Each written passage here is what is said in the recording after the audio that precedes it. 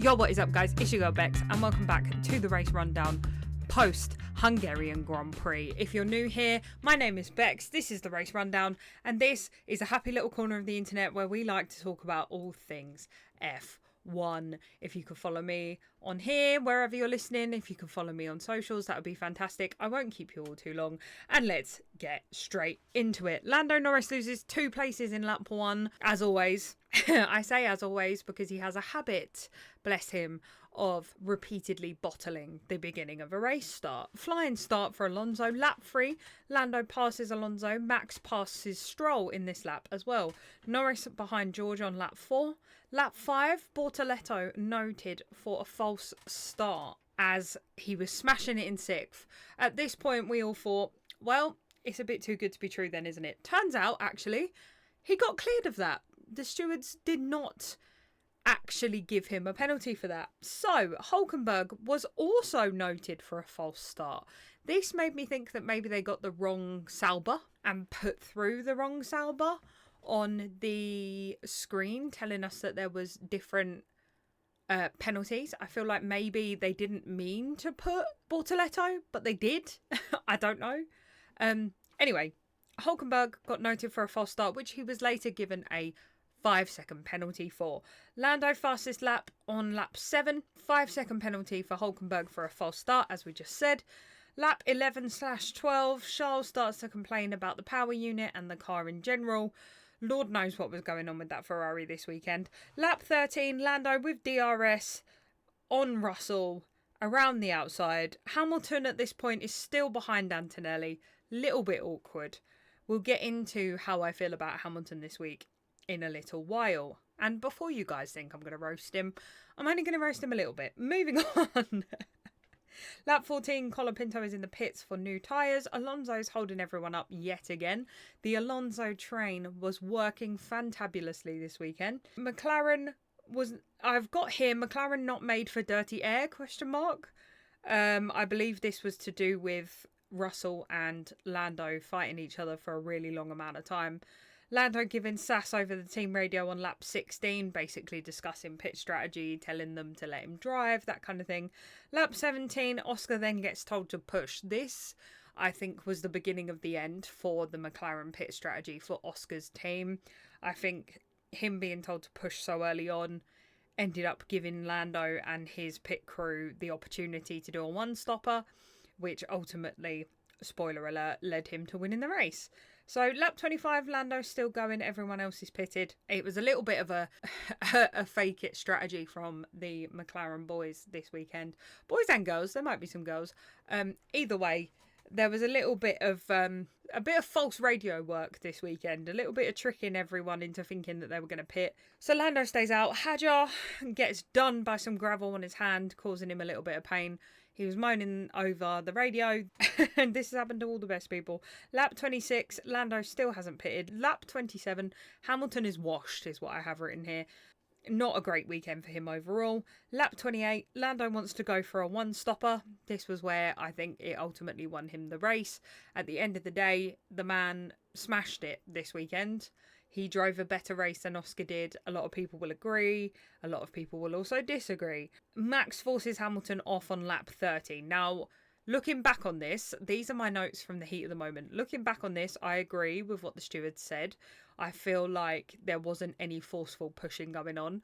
I think I just have, like a lot of people, a little bit of bitterness towards Max and the fact that instantly I see him and Hamilton going at it and I automatically think that Hamilton's innocent, like a lot of us. He was not innocent in that. However, it was 6 of one, half a dozen of the other, and he gets cleared of that, so that's fine. Lap 31, radio messages, tailwind picks up on turn 3. Lando then pits for a one-stop. He was on hards for the remainder of the race. He was then faster than George. So at this point, because the actual track was so difficult to overtake on, it basically became a pit strategy game of, if we pit you at this time, you'll come out here. It's harder to overtake, therefore you'll win. Genuinely, because of the track, I feel like that was the only reason why Lando won this weekend. I think if it was any other track, Oscar would have had him completely. Moving swiftly on. Lap 38, Russell then gets a bit spicy over the radio, telling his pit strategist to let him drive, which I thought was a bit rude, to be honest. Calm down, Woody, chill out. Lap 38, Lando getting a telling off about mistakes, basically telling him not to take so much curb, that kind of stuff. He ignores it, naturally. Max was then being investigated for pushing Lewis off the track. We now know that he got cleared of that. Lap 40, Oscar pulls the double bluff and Charles pits. Lap 43, Lando still not past George. George finally pits on lap 44. Lando is 1.5 seconds up on lap 45. Pit strategy was really playing a role at this point. Oscar then pits lap 46, with Oscar wanting to beat Lando so badly that he doesn't care about Leclerc's times at this point. He just wants to know the markers between him and Lando. Lap 49. I've got here, these are my exact notes, by the way. Beck's hoping and praying that back markers hold off Charles and Oscar. At this point, my heart was in my mouth. I am a McLaren girly through and through. I love them both. I love the boys. I love Oscar. I love Lando. However, I lean a little bit more to Lando, purely because I just want to see him win a championship. I know he has it in him and I just want him to prove me right. Do I still think that Oscar will win one before he does? 110%. However, I just want him to prove me right and show what he's got, basically. And I feel like finishing on a high like he has will hopefully help him after the summer break. So, Oscar goes round Leclerc lap 51. Ollie Behrman out on lap 52. Terrible for my fantasy team, by the way. We'll check in on that in a second. Hamilton. So I've highlighted this, okay? Hamilton. How does it feel to be shit? Fun, eh? Worst thing you ever did leaving Mercedes. Got too big for your boots. Yeah. I'm just going to leave that there. I think at this point, he called himself useless this weekend, right? In the media interviews, he called himself useless, which I think is a little bit harsh. After I've literally just called him shit. I think he's shit at the moment because he's getting used to the car still. I think he's losing confidence. I think he's in his own head, probably wondering, like the rest of us, if Ferrari was the right choice for him, which I said from the very off that it wasn't. And I think he's just very in his own head at the moment. I think he needs to take the next 3 weeks to just chill and come back even stronger than he was before. I know he still has it in him. Out of him or Max, I think, oh God, I think Lewis is the better driver out of him or Max. Although Max, okay, I take that back. I think Max is a better driver than Lewis. Purely because of the skill that he has and the ability to adapt in any car that you put him in. He's proven that in GT3, when he's been racing around the Nürburgring. He's proven that time and time again, and I think all that is being proven currently is that Lewis was very dependent on the Mercedes being a good car. That's made evident by the Ferrari being a steaming pile of shit.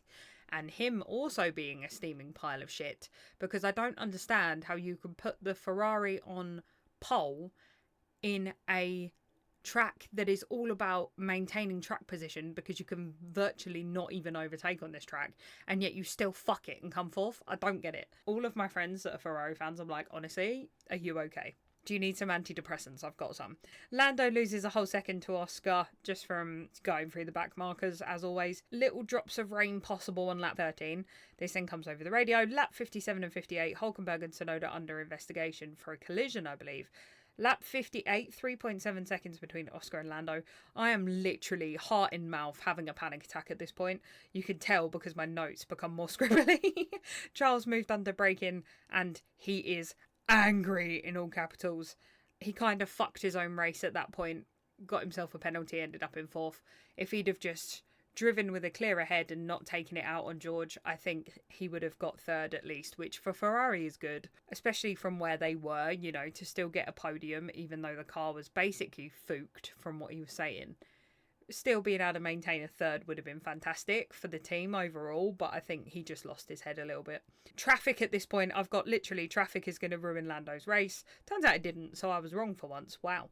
Lap 64, Lando, 1.3 seconds between him and Oscar. You can tell I'm keeping an eye on that clock at this point. Leclerc then comes under investigation, ruining his own race from driving like a dick, is what I've got here. Lovely problem to have. This is my next point. Lovely problem to have, but the stress of these two fighting, i.e. Oscar and Lando, is just way too much for me. Lando needs to care more with his 14-point swing in the championship in order to win. I still stand by that. Piastri has the tyre advantage at this point. Gasly then receives a 10-second time penalty for causing a collision. McLaren is 21 seconds ahead of the rest of the pack at this point, which again is a lovely problem to have. Oscar locks up on the last lap. Honestly, at this point, right, okay, just imagine me sat in the armchair, writing notes for this podcast for this exact reason, and I'm just watching, minding my own business, and Oscar absolutely bum rushes it down the straight, locks up, nearly takes out Lando completely. When I tell you my heart was in my mouth, I'm not even joking. I nearly dropped my drink. I nearly dropped my tablet that I was writing notes on. It was just, oh God, it was all a little bit too much. So then after that, Leclerc receives a 5-second penalty, puts him down in 4th. George then makes it to the podium and Lando wins overall. So, an exciting race in terms of pit strategy, but other than that, we didn't have any safety cars, we didn't have any rain. It was a little bit mundane, I would say, a little bit mundane. So, a quick update on the old fantasy team. I know you guys hear me talking about this a lot when I am just recording off the cuff. I tend to talk about it a fair bit. We will, I think, be opening up the fantasy team next year. I want you guys to be involved as well. I thought I would just test it this year, just to see more how it worked, more so than anything. So at this current moment in time, on the Race Rundown podcast fantasy team, I am currently in the lead with 2,801 points, with the second place being 1,891 points. So I'm a little bit ahead, which I'll take, because at the moment my fantasy team is not performing, especially with Behrman literally breaking his car yet again. And the Williams is not being as strong as I would like them to be. Now, a little bit of off-track news / just talking in general. Obviously, we have the 3-week break now. I am going to make some episodes over this 3-week break because I feel like I tailor this podcast to people that love Formula One, right? But then I often forget that there are a lot of people who are new to the sport and maybe don't know some of the rules, or maybe want to learn a little bit more of the history. And I want to try and help because I know some of it. Now, I could sit here and claim to be a Formula One expert. I am not, okay? I am not a Formula One expert. I do not know the ins and outs of the history of the sport. I'm terrible at remembering names. So when it comes to old school drivers, I only know the basic ones like Senna, Schumacher, Prost, Button, all that lot, right? Which they're all relatively recent in the grand scheme of things. I'm not overly clued up on the history of the sport, the introduction of when halos came in, things like that. So I feel like it could be a really cool learning exercise for all of us, me doing my research, but also you guys also hearing it from somebody who's learning along the way as well. I feel like one of the major things that I'm seeing a lot online, which I spoke about last episode, but we'll touch on it again, is that there's a lot of fans that aren't very welcoming, and that makes me really sad. And I want this place to be, or I want this podcast to be somewhere where people feel like they can come along, ask questions, talk about the sport, listen to the rundown of the race if you didn't have a chance to watch it over the weekend, and just relax for 15-20 minutes of your day. Okay, so I think that's the plan moving forwards. For the next 3 weeks, because there is no racing, we're going to have a bit more of a historical fun time, I guess. A little bit of a powwow, if you will, a conversation about the sport that we love so much. Alongside this, there's a couple of points that I want to talk about as well. One being the fact that Porsche are being very, very sneaky. Porsche, however you say it. They're being very sneaky in the fact that they have told everybody that they're not joining Formula One. Now, for those that don't know, they're getting involved a little bit with the old Atlassian Williams team. They're providing power units. They're helping out bits and bobs, things like that. Almost to just try their hand at the sport before fully committing. And you know what? I respect it.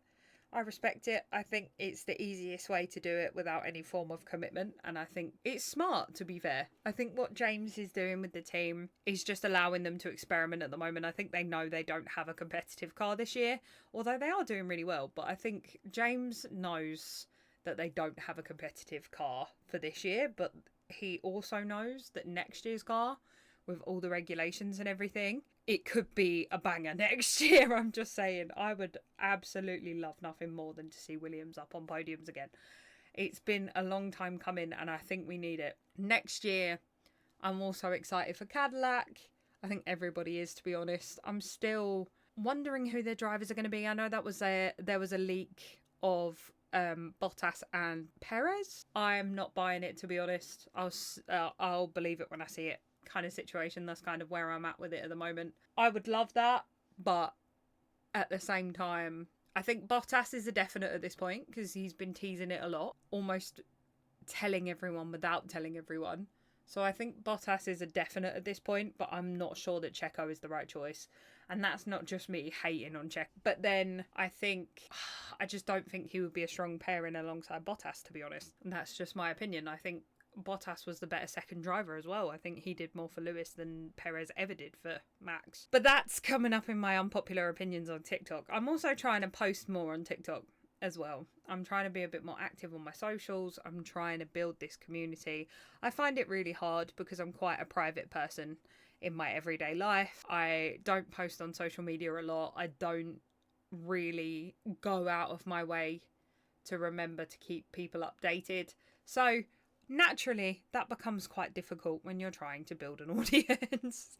So I'm posting a bit more on TikTok. I'm posting a bit more on YouTube Shorts. If you guys could follow me on everything, that would be absolutely fantastic. It means the freaking world to me when you guys help me out with things. And yeah, I think on that note, it's the beginning of the summer break, everyone. And don't you worry, unlike F1, I'm not going anywhere. So until next week, it's been your girl Bex. This has been the Race Rundown, and I'll see you next week. Peace.